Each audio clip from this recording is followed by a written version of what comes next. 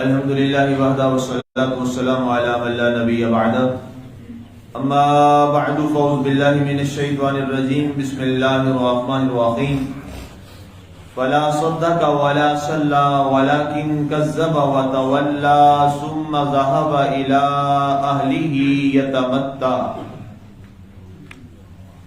اس نے نہ تو تصدیق کی اور نہ نماز پڑھی بلکہ تکذیب کی اور روح گردانی کی، پھر اپنے گھر والوں کی طرف اکڑتا ہوا چلا.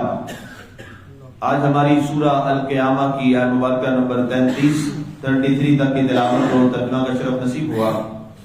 سامعین، گزشتہ درس مبارک میں ہماری گفتگو جہاں ختم ہوئی تھی، بات چل رہی تھی کہ آج کے دن تیرے رب کی طرف چلنا ہے، سب لوگوں کو بارگاہ سمدیت میں حاضری دینی.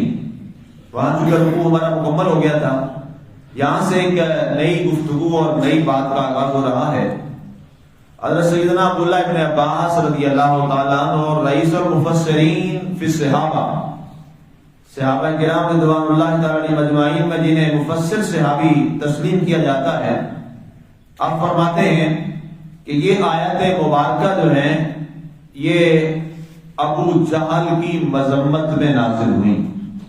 یہی قول حضرت سیدنا قتادہ رضی اللہ تعالیٰ عنہ کا ہے. آپ فرماتے ہیں کہ یہ آیات جو ہیں یہ ابو جہل کی مذمت میں اور اس کی منوسیت پر گواہ اور شاہد ہیں جو اللہ نے قرآن میں نازل فرمائی.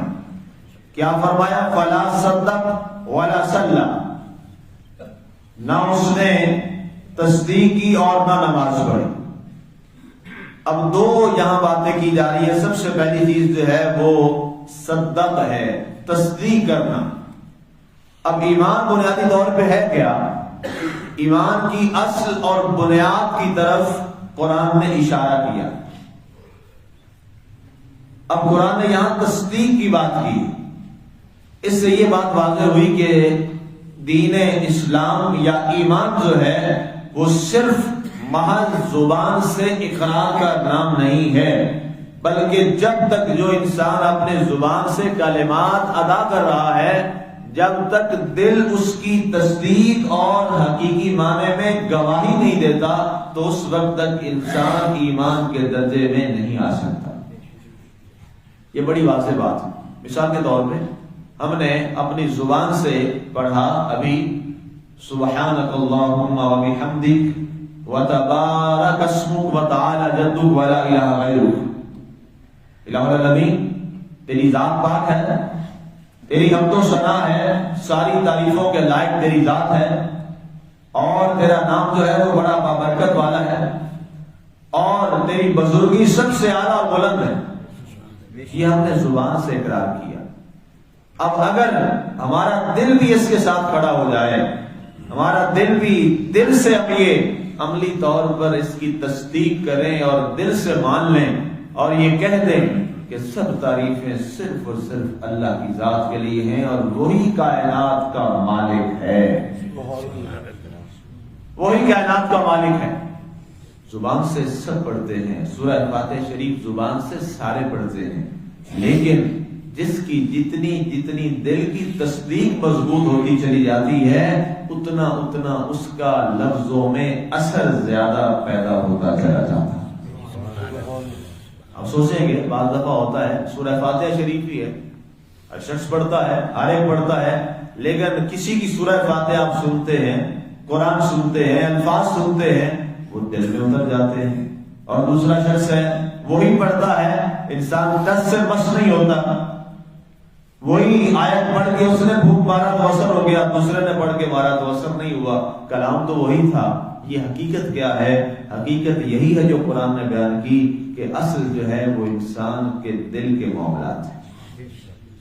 وہ جتنا زیادہ تصدیق والے درجے پہ بڑھتا چلا جائے گا اتنا اس کا ایمان جو ہے وہ کامل ہوتا چلا جائے گا. حضرت سیدنا بابا فرید گنج شکر مسعود رحمت اللہ تعالی علیہ پاک بدر شریف والے، آپ کے حوالے سے ایک واقعہ آپ کے احوال میں نقل کیا جاتا ہے کہ آپ ظاہر ہے بزرگوں کا ایک طریقہ ہے، فقیر لوگوں کا، کہ وہاں پہ ہر آنے والے کے لیے بلا فرق اور بلا امتیاز جو بھی شخص آئے، نیک آئے، برا آئے، اچھا آئے، چھوٹا آئے، امیر آئے، غریب آئے، فقیر آئے، ہر ایک کے لیے بلا امتیاز ان کے کھانے اور پینے کا اہتمام کیا جاتا ہے۔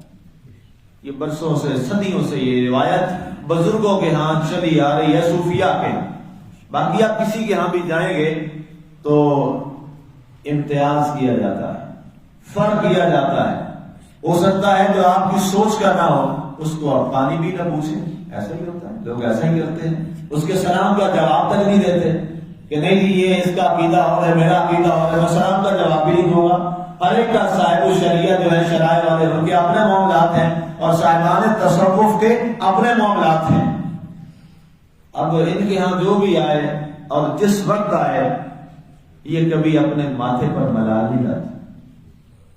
یہ حضور علیہ السلام کے اس خوبصورت طریق پر قائم ہے جو آپ کا عمل تھا، آپ کا عمل مبارک تھا، کہ جس وقت بھی، جب بھی جو آیا، آپ کے در سے، آپ کے دروازے سے کوئی خالی نہیں گیا۔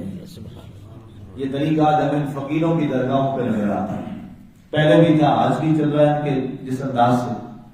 تو وہ مہمان آئے تو لانگری تھا جو لنگر جس کے ہاں انتظام سارا وہ کرتا تھا، اس نے کہا حضور مہمان ہے اور کہہ رہے ہیں چائے چاہیے لیکن دودھ نہیں ہے، تو بڑی پریشانی ہے، مجھ سے میں کیا ان سے کہوں، کیا کہہ دوں کہ دودھ نہیں ہے چائے؟ نہیں، مہمان آیا ہے، اس کو چائے تو پلانی ہے، جو اس کی خواہش ہے اس کو پلانی تو ہے، انکار نہیں کرنا۔ فرمایا اچھا اس طرح کرو، کتنا چاہیے جی؟ اتنا چاہیے۔ فرمایا پانی لے آؤ وہاں سے، باہر سے، جہاں حوض سے وضو کرتے ہیں، پانی لائے۔ آپ نے سورہ فاتحہ شریف بلند آواز میں تلاوت فرمائی، اور ظاہر ہے قرآن پاک تلاوت کیا تھا، اور زبان جو ہے اس انداز سے، محبت سے، تصدیق سے پڑھا اور پھونک مارا، تو اللہ تعالیٰ نے اپنے کرم سے اور کلام کی برکت سے پانی کو دودھ میں تبدیل فرمایا۔ وہ لے گئے، چائے بنا دی، مہمان کو کھانا وانا جو تھا دیا، خدمت کی، تواضع کی۔ وہ اللہ کے ہاں مہمان تھا، چلا گیا۔ کچھ عرصے بعد ایسا ہی واقعہ ریوائز ہوا، پھر یہی صورتحال بنی تو دودھ نہیں تھا، تو وہ لانگری نے کیا کیا، اس نے اسی طرح پانی لیا جیسے ہوا تھا۔ تو حضرت بابا صاحب رحمۃ اللہ تعالیٰ علیہ موجود نہیں تھے خانقاہ شریف پہ، تو وہاں جو طالب علم پڑھا کرتے تھے ان کے پاس گیا، کہتے جی یہ معاملہ ہے، ان کا لے، انہوں نے بھی سورۃ فاتحہ پڑھی تھی، ہم بھی پڑھتے ہیں، پھونک ماریں گے دودھ بن جائے گا۔ وہ سارے پڑھ رہے ہیں، ایک دفعہ پھونک مارے، نہیں، 2 دفعہ 3 دفعہ، اس میں جب تو چلے گئے لیکن پانی کا پانی رہا، دودھ نہ بنا۔ انہوں نے کہا یہ کیا معاملہ ہے؟ اتنے میں آپ سرکار تشریف لے آئے، آپ نے فرمایا کیا کر رہے ہو؟ کہتے جی دودھ بنا رہے ہیں۔ فرمایا پھر بنا ہے کہ نہیں بنا؟ کہا جی نہیں بنا۔ فرمایا جو آپ نے سورت پڑھی تھی ہم نے بھی وہی سورت پڑھی تھی۔ آپ نے فرمایا بھلے سورت وہی تھی لیکن زبان بھی تو پڑھی تھی۔ اب عرض کرنے کا مقصد یہ ہے، سورت وہی ہے، تلاوت بھی زیادہ دفعہ ہوئی ہے، لیکن پانی کا پانی رہا۔ وجہ کیا تھی؟ تصدیق کا ان کا درجہ اس لیول کا ہے۔ سمجھے میری بات؟ لہذا ہر ایک کی، اسی طرح نماز بھی ہر ایک کی الگ الگ ہے۔ ہم جتنے یہاں سارے کھڑے ہوتے ہیں، ہر ایک کی نماز الگ الگ ہے، ہر ایک کا درجہ الگ الگ ہے۔ جس قدر جتنے خشوع و خضوع میں اور تصدیق والے درجے میں جو ڈوب کے پڑتا ہے، اس کا نماز کا درجہ اتنا زیادہ ہوتا ہے، اتنا زیادہ ہوتا ہے۔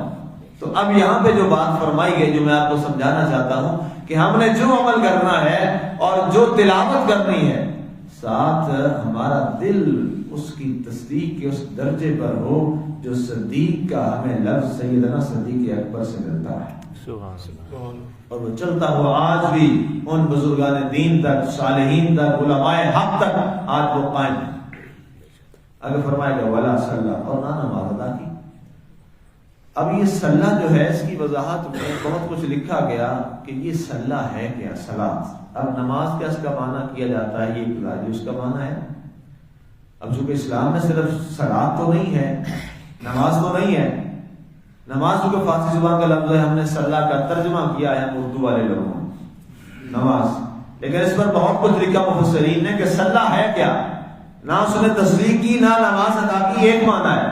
دوسرا معنی انہوں نے یہ لکھا کہ اس سے مراد یہ ہے کہ وہ قوانین اسلام جو اللہ نے اپنے حبیب پاک صلی اللہ علیہ وسلم کو عطا کیے تھے، ان کو اس نے قبول نہ کیا.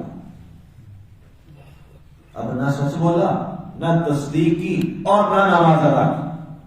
یہ بدبخت ابو جہل نے کیا کیا؟ ولیکن کذب وتولا، لیکن جھوٹ بولا، تکذیب کر دی اور روگردانی کر دی. اب جیسے یہ لفظ بڑے غور طلب ہے، صدقہ کے مقابلے میں کذب آیا ہے، صلہ کے مقابلے میں تولا. ٹھیک ہے جی، متضاد الفاظ ہے. اب اس پہ غور کریے، لفظ تولا پہ آ گیا. تولا کا معنی ہے روگردانی اور صلہ کا معنی کیا ہوگا؟ کسی کی طرف توجہ کرنا. اب وہ جو میں نے لفظ کیا تھا نا کہ صلہ کا معنی ہم نماز پڑھ رہے ہیں بڑے صغیر والے، یہ کس کا ظاہری معنی ہے. اب اس کا باطنی معنی کیا ہے وہ نیچے خود قرآن نے اس کی وضاحت کر دی. چونکہ دونوں الفاظ اوپر نیچے آپ پڑھتے ہیں نا، الفاظ متضاد، صبح شام، دن رات. ٹھیک ہے جی، ظلمت تاریکی روشنی. اب یہاں بالکل وہی ہے، تصدیق تکذیب، صلاۃ روگردانی، تولا. تو پتہ کیا چلا نماز کیا ہے؟ نماز حقیقت میں صلاۃ کیا ہے؟ اللہ کی طرف پوری توجہ کا نام ہے. جب انسان پوری توجہ اپنے مالک کی طرف اور خالق کی طرف کر لیتا ہے کسی بھی طریقے سے، تو صوفیاء کے ہاں وہ صلاۃ میں. وہ کس میں ہے؟ صلاۃ میں. اب میں نماز نہیں کہوں گا، وہ کس میں ہے؟ وہ صلاۃ میں. ایک شخص جو ہے وہ دن رات اللہ کے ذکر میں مشغول ہے اور اخلاق و کردار میں اعلیٰ مقام پہ فائز ہے، وہ کس میں ہے؟ وہ صلاۃ میں. ایک شخص جو ہے وہ اسلام کی خدمت میں لگا ہے، وہ کس میں ہے؟ وہ صلاۃ میں. ایک شخص جو ہے وہ غریبوں کے اوپر دست شفقت رکھ رہا ہے، وہ کس میں ہے؟ وہ صلاۃ میں. ایک شخص جو ہے وہ بیمار کو پوچھنے جا رہا ہے، عیادت کو جا رہا ہے، وہ صلاۃ میں. ہر وہ عمل، میں نے یہ چند ایک مثالیں آپ کے سامنے رکھی ہیں، ہر وہ عمل جو آپ کے مالک کی طرف آپ کو متوجہ کر دے اور مالک کو راضی کر دے، وہ کیا ہے؟ وہ صلاۃ ہے. وہ صلاۃ ہے. اور یہی صوفیاء نے لکھا. آگے فرمایا گیا ثم ذهب الى اهله يتمتع، اور پھر یہ شخص ابو جہل اپنے گھر والوں کی طرف اکڑتا ہوا چلا گیا. یہ تو یتمتع جو ہے نا، یہ عربی کی زبان کا لفظ ہے. اس کا معنی ہوتا ہے زمین پر جھوم جھوم کر اکڑ اکڑ کے چلنا. عربوں کے ہاں یہ ہوتا تھا کہ وہ بڑا فخر اور تکبر اور غرور کرتے تھے اور اپنی جو چادریں ہیں وہ نیچے زمین پر جو ہے وہ گھسیٹ کر چلتے تھے، اور ان کا مقصد کیا اس سے ہوتا تھا؟ تکبر اور غرور ہوتا تھا. یہ جو زمین پہ جو چادریں وہ لے کے چلتے تھے زمین پہ گھسیٹ کے، یہ تکبر کی ان کی نشانی تھی. اور آج بھی جو اس طرح کے علاقہ جاتے ہیں، ہمارا جو علاقہ ہے دراوی کا، وہاں پہ آج بھی ابھی بھی جو وہ لوگ ہیں ان میں ابھی بھی یہ کرتے ہیں. ابھی بھی لوگوں جو وہ ایک نظام چلا آ رہا ہے، بڑی دفعہ بار بار یہ تبلیغ کی، لیکن ظاہر ہے وہ تکبر والی نشانی اور بدوی علاقوں میں عرب میں آج بھی ابھی بھی یہ کیا تھی؟ یہ تکبر کی نشانی تھی. اسی لیے اللہ کے نبی صلی اللہ علیہ وسلم نے فرمایا کہ ما اسفل من القعبین الازہار فی النار، فرمایا جو کپڑا ٹخنوں سے نیچے ہوگا وہ جہنم میں جائے گا. مقصد کیا تھا کہ یہ لوگ اپنے ٹخنوں کو ننگا کہہ رہے ہیں، اس تکبر سے ہوتے ہیں. جناب سیدنا صدیق اکبر رضی اللہ تعالیٰ عنہ آ رہے ہیں اور ان کی جو چادر ہے وہ ٹخنوں سے نیچے ہے اور آپ تشریف لا رہے ہیں. صحابہ نے کہا یہ دیکھیے آپ کا یار غار ہے اور عظیم ترین صحابی، پہلا صحابی ہے، بڑا بھی ہے، بزرگ بھی ہے اور صدیق اکبر بھی ہے، ان کا تو ٹخنوں سے نیچے گیا، ان کا بھی یہ جہنم میں جائے گا. فرمایا فَإِنَّكَ لَسْتَ مِمَّن يَصْنَعُ خُيَلًا، ابو بکر میں دل میں تکبر نہیں ہے، لہذا یہ حکم اس کے لیے نہیں. اس کے تحت لکھا ہے محدثین نے کہ یہ بیسک وجہ کیا ہے؟ وہ تکبر ہے. جس کے دل میں تکبر نہیں ہے اس کا کپڑا جہاں بھی ہو اللہ نے اس کو معاف فرما دیا. سمجھے میری بات؟ یہ اصل حقیقت ہے. اسلام کو جب بھی پڑھیے، یہ میری نصیحت ہے آپ کو، جب بھی اسلام کو پڑھیے اسلام کی اس اصل حقیقت، لاجک اور اس کی وجہ کیا تھی اس کو ضرور پڑھیں، وگرنہ حقیقت تک نہیں پہنچ سکے. سمجھے میری بات؟ ہاں جی. تو یہ شخص گیا ابو جہل اپنے گھر والوں کی طرف اکڑتا ہوا چلا، تکبر کرتا ہوا، جھومتا ہوا. کس بات پر؟ کہ یہ لوگ مجھے کہتے ہیں محمد بن عبداللہ کو صلی اللہ علیہ وسلم کو نبی مانو یہ کیسے ہو سکتا ہے؟ قبائل کا سردار تو میں ہوں اور میں اس کو در یتیم کو اپنا نبی مانوں؟ اپنے صدیوں سے چلنے والے بزرگوں کا جو بت پرستی کا مذہب ہے اس کو چھوڑ دوں؟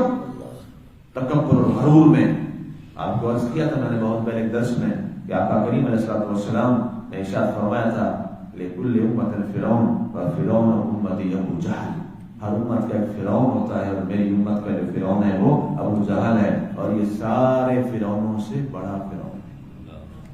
اور میں نے واقعہ سنایا تھا کہ میری گردن کہاں سے کاٹی، ٹھیک ہے، نیچے سے ذرا، تاکہ جب وہاں گردنیں پڑی تو میری گردن قتل ہونے کے بعد بھی اونچی نظر آئے۔ یہ اتنا ظالم فرعون تھا۔ اور اس پر میں نے سوچا، میں نے کہا واقعی آقا کریم علیہ السلام کا وہ فرمان جو ہے وہ ایک ایک حرف سچ ثابت ہے، اس لیے کہ فرعون جو تھا نا موسیٰ علیہ السلام کے زمانے والا، وہ بھی جب ڈوبنے لگا تھا نا بڑا فرعون تھا، سخت فرعون تھا، لیکن اس نے کیا کیا تھا؟ وہ ڈوبتے ہوئے ڈر گیا اور مان لیا تھا آمنا برب موسیٰ و ہارون، کہنے لگا کہ موسیٰ اور ہارون کے رب پر میں ایمان لایا، لیکن وقت گزر چکا تھا۔ لیکن یہ ایسا فرعون تھا کہ زخمی ہوا پڑا ہے، گرا پڑا ہے، اور اس کے بعد کیا کہہ رہا ہے آنے والے کو، گردن اتارنے والے کو، میری گردن ذرا نیچے سے اتارنا۔ اس وقت اس کی فرعونیت اور رونت نہیں گئی، کہتا ہے نیچے سے اتارنا تاکہ جب گردنیں کٹھی تو پتہ چلے یہ سردار کی گردن۔ یہ اتنا سخت فرعون اور اس تکبر میں گیا۔ اس کے بعد پھر آگے ابھی اور بھی باتیں ہیں کہ اس کی ہلاکت کیا ہوئی، اس کے وقت ہو گیا، کل بات کریں انشاءاللہ۔ اللہ تعالیٰ ہمیں عمل کی توفیق عطا فرمائے، آمین۔